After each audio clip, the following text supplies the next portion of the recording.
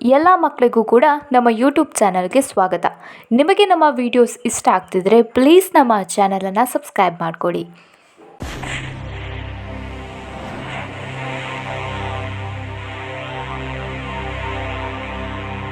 ಇವತ್ತಿನ ವಿಡಿಯೋ ಹಾವಿನ ಸಹಾಯ.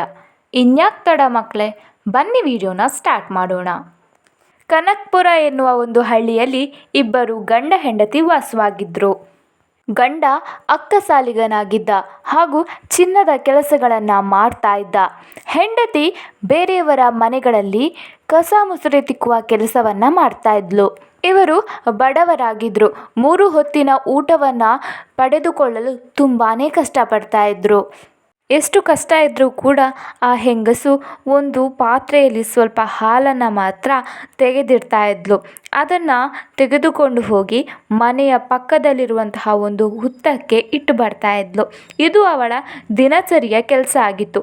ಬೆಳಗ್ಗೆ ಇಟ್ಟು ಬರೋದು, ಸಂಜೆ ಪಾತ್ರೆಯನ್ನು ತೆಗೆದುಕೊಂಡು ಬರೋಕ್ಕೆ ಹೋಗಿ ಬರ್ತಾ ಇದ್ಲು. ಅವಳ ನಿಷ್ಠಾವಂತ ಭಕ್ತಿಗೆ ಹಾವು ತುಂಬಾ ಸಂತೋಷಗೊಂಡಿತ್ತು ಹಾಗೂ ಅವರ ಕಷ್ಟವನ್ನು ಹೇಗಾದರೂ ಪರಿಹರಿಸಬೇಕು ಅಂತ ಅವಳು ಇಟ್ಟಿದ್ದ ಪಾತ್ರೆಯಲ್ಲಿ ಹಾಲನ್ನು ಕುಡಿದು ಅದರ ಬದಲಾಗಿ ಒಂದು ಚಿನ್ನದ ನಾಣ್ಯವನ್ನು ಹಾವು ಆ ಪಾತ್ರೆಯಲ್ಲಿ ಇಟ್ಟಿತ್ತು. ಚಿನ್ನದ ನಾಣ್ಯವನ್ನು ನೋಡಿದ ಅವಳ ಖುಷಿಗೆ ಪಾರವೇ ಇರಲಿಲ್ಲ. ಅವಳು ಅದನ್ನು ತಗೊಂಡು ಮನೆಗೆ ಬಂದಳು.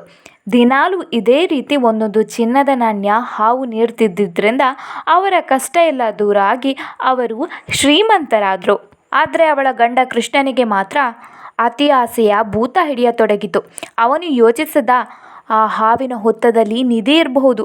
ಹಾಗಾಗಿ ಆ ಹಾವು ನಮಗೆ ಚಿನ್ನದ ನಾಣ್ಯಗಳನ್ನು ಕೊಡ್ತಾ ಇದೆ. ಆ ಪೂರ್ತಿ ನಿಧಿಯನ್ನು ಪಡ್ಕೊಳ್ಳೇಬೇಕು ಅಂತ ಅವನು ಸಂಚು ಹಾಕಿದ. ಮರುದಿನ ಅವನ ಹೆಂಡತಿ ಹುತ್ತಕ್ಕೆ ಹಾಲಿಟ್ಟು ಬಂದ ನಂತರ ಅವನು ಅಲ್ಲೇ ಕುಳಿತು ಹಾವು ಬರುವುದನ್ನು ಕಾಯತೊಡಗಿದ.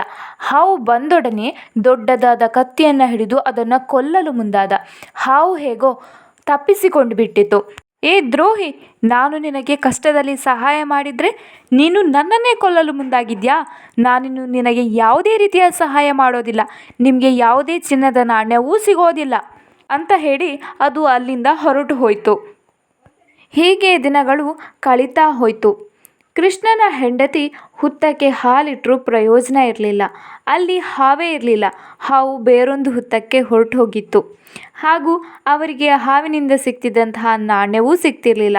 ಇದರಿಂದ ಶ್ರೀಮಂತರಾಗಿದ್ದಂತಹ ಗಂಡ ಹೆಂಡತಿ ಇಬ್ಬರೂ ಕೂಡ ಅವರ ಹಿಂದಿನ ಸ್ಥಿತಿಗೆ ಮರಳಲು ಪ್ರಾರಂಭಿಸಿದರು. ಅವರ ಆರ್ಥಿಕ ಪರಿಸ್ಥಿತಿ ಹಿಂದಿನ ಸ್ಥಿತಿಗೆ ಮರಳಿತು. ಆಗ ಕಾಲ ಮಿಂಚಿ ಹೋಗಿತ್ತು. ಕೃಷ್ಣ ಹಾವಿನ ಬಳಿಯಲ್ಲಿ ಎಷ್ಟು ಕ್ಷಮೆ ಕೇಳಿದರೂ ಕೂಡ ಪ್ರಯೋಜನಕ್ಕೆ ಬರಲಿಲ್ಲ. ಅದಕ್ಕೆ ಹೇಳೋದು ಮಕ್ಕಳೇ, ಅತಿ ಆಸೆ ಗತಿಗೇಡು ಅಂತ. ಇದಾಗಿತ್ತು ಇವತ್ತಿನ ವಿಡಿಯೋ. ಈ ವಿಡಿಯೋ ಇಷ್ಟ ಆಗಿದರೆ ಪ್ಲೀಸ್ ನಮ್ಮ ಚಾನಲನ್ನು ಸಬ್ಸ್ಕ್ರೈಬ್ ಮಾಡಿಕೊಡಿ ಆ್ಯಂಡ್ ವಿಡಿಯೋಗೆ ಲೈಕ್ ಮಾಡೋದನ್ನು ಮರಿಬೇಡಿ.